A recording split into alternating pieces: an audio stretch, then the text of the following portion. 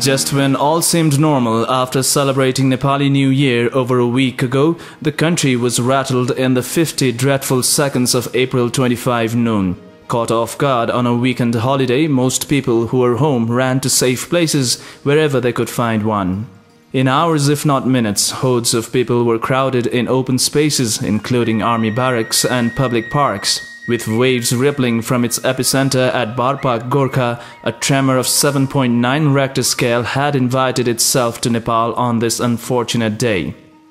With jolts and aftershocks of the earthquake still in effect, the death toll on the 14th day since the mighty earthquake shook the nation stands at 7,885, while 299,588 houses and government buildings have been completely destroyed.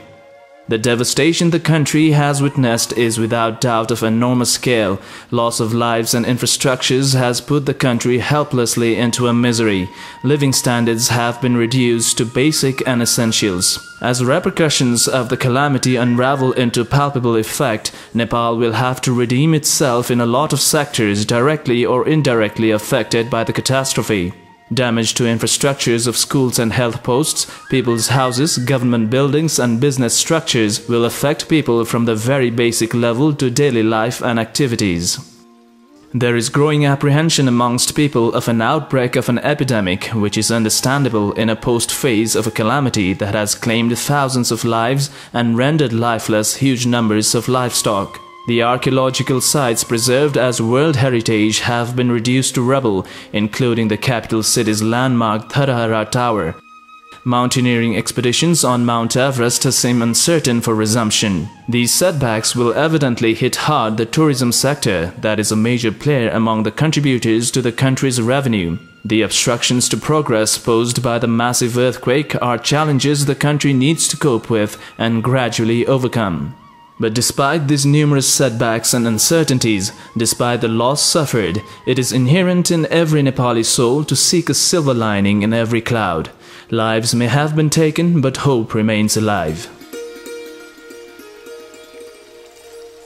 In the immediate wake of the tremor, foreign countries were quick to send rescue teams and announce commitments of relief. The government has instituted a fund of 200 billion rupees for reconstruction. The Prime Minister's Disaster Relief Fund and aid received from foreign countries and organizations will be key to ensure that life returns to normal not just in Kathmandu but all affected places. National, international groups and volunteers have been actively taking part in programs to distribute relief materials and provide fundamentals for rehabilitation. Although a few programs of such initiative have been overshadowed by controversies of partisan and vested interests, various corporate groups have started shouldering responsibilities to rebuild important heritage infrastructures.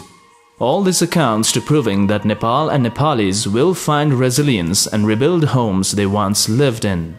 However, it is imperatively necessary that the state and the administration play their parts in the utmost effective level if the present crisis is to be surpassed and hope is to be retained for a bright future. Transparency in transaction of funds, effective handling of all activities, and ensuring positive hope is restored in all impoverished soul are the least the government bodies should consider the mandate of the moment.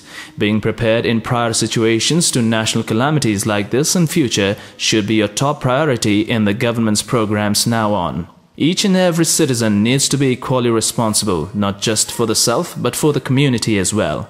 After all, nature runs its own course. It is for us to find agility in its way. Gaurav Gurung, Image Channel.